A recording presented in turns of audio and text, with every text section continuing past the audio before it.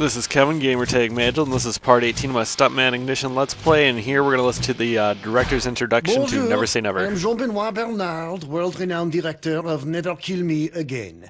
This is the 14th spy movie in this series, and you are thinking, oh, how easy. We will slop together some explosions, and boobies, and fancy gadget cars, and not have to think, but you are wrong. We will have these things, but that is not the point. We will revolutionize the series with a post-modern mise-en-scène. We will delve into the inner psyche of our hero. Outside, he is shooting wristwatch missiles, avoiding crotch table saws, making big-breasted women moan with animal pleasure. But inside, he is spitting at the gods, despairing over the absurdity of existence, n'est-ce pas? I know, you are thinking, oh, Jean-Benoit, this is a spy blockbuster. I do not see how you can make it art. That is because you are a simple man who lives by his calloused gorilla hands and not his mind. No offense. Okay, out of my office, you bore me. Bring in my art director. Tell her I want to finger paint. I need to be inspired. Maintenant, au revoir. I don't know if you got this. So coming back from that, we're going to have a bunch of footage that's in sped up quite a bit because I failed a lot on this one. I thought about just cutting it out, but then I thought that was kind of cheating in a Let's Play. I know this game is a little rougher than others for Let's Plays, but since it's kind of the trial by error gameplay, but I still kind of wanted to keep it in just to let you guys see how I progress, and then at times complete regress back into how I was were the bad habits I had from earlier runs that I couldn't seem to figure out for some reason. But I finished playing and recording the footage of me finishing the game, so I know how well I did, and I've got everything coming up. So I've just got to record the commentaries over everything, and having done that, I can say that this is this movie scene that caused me the most problems at all, or at least took me the longest. There's another one coming up in this movie that's a little shorter. I think I might have redone it a few more times, but this one was definitely way more frustrating and just tough to play. So this is the James Bond movie, and it's called the James Bond-esque movie called Never Say Never, and the spy you're playing is called Simon Crown. You know, they gotta put Crown in there so he sounds extra British, and you remember they have a monarch and stuff, I guess. But it still works, and you do a lot of the similar stuff, or it seems fairly similar to James Bond movies with the big action scenes. The way this is set so much in like the winter and snow really makes me think of Die Another Day, even with the kind of way the titles are both similar, where there's two words that start with the same letter, something in between them. It's not completely the same, but similar, and you can kind of see where they're going from. I guess it's also similar to Never Say Die, which I believe is a Bond movie, if I remember correctly. Which I'm pretty sure I do. I could check, but I'm just going to leave that in here. But there's just a lot of like the driving on ice scenes, which are really frustrating because the cars just don't handle well because clearly they're on ice.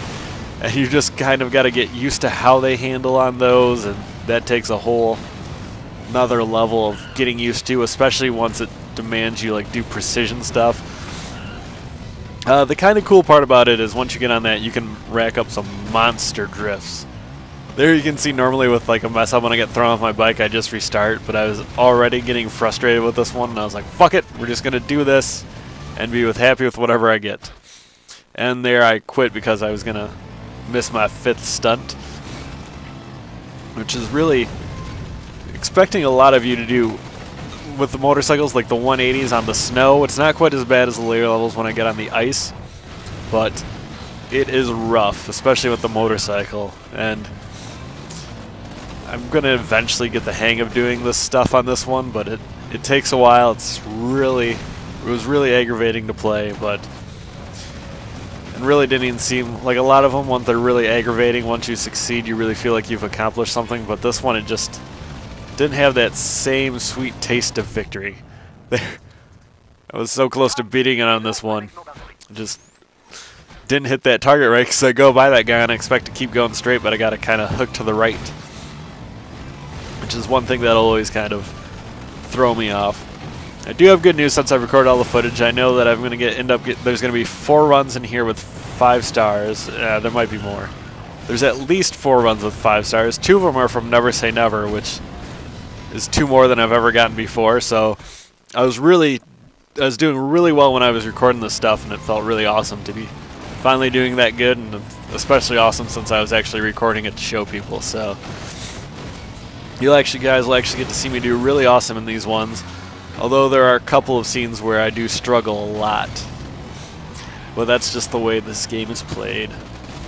And also, since I know I've already beaten, there's some other little stuff. The quick fix scenes I'll definitely have. I think I have some of the odd jobs to record, but some of them I just hate, so I might not do, but I'll probably do those. I'm recording like the commercial scenes you get to do as well. So we'll see how that goes. I was thinking of mildly contemplating in the DLC for this game, but it disappoints me because you get 6 more scenes, but it's one more scene from each of these movies, which I guess would be implied by the name, which is director's cut. Whereas I would, when I knew they were gonna have DLC for this game, like when I bought it, I was hoping it would be just like a brand new movie, and that'd be way cooler. But it'd still be cool is that it does say that you get to be the hero vehicles for each of these movies, which in this one you'll get to see. I think in the next one get the James Bond Aston Martin-esque car, get to drive the Batmobile, the General Lee. I'm not sure what it is from Aftershock, so I'm not really sure what was supposed to be like the protagonist vehicle in that one, because you drive a lot of crazy cars, which don't seem to hang on much. And then from the Strike Force Omega, the car with all the weapons and stuff on it. Oh, and then Bullet's car from that movie as well. So I'm thinking about it. It's possible, because I do have some older games I might try selling back to and then use them for credits. I was planning on getting like some of the Gears of War DLC, but we'll see. Who knows? I'm awful at making plans, so we'll never know. And here I'm completely not talking about the run where I actually finished this one off. No, it's sloppy, that's why. I think there's 2 in this movie, 2 scenes where I just crap out 2 stars. And this one is because I was just so happy to finally beat it that I just accepted it. And one of the other ones, it's just one of the scenes I've always hated in this game, and it's always giving me trouble, so I was just like, good enough. And there you can see, and I luckily managed to land in the landing zone, so I get this one done. And only 2 stars, and I know you can get the Taurus Award from this one.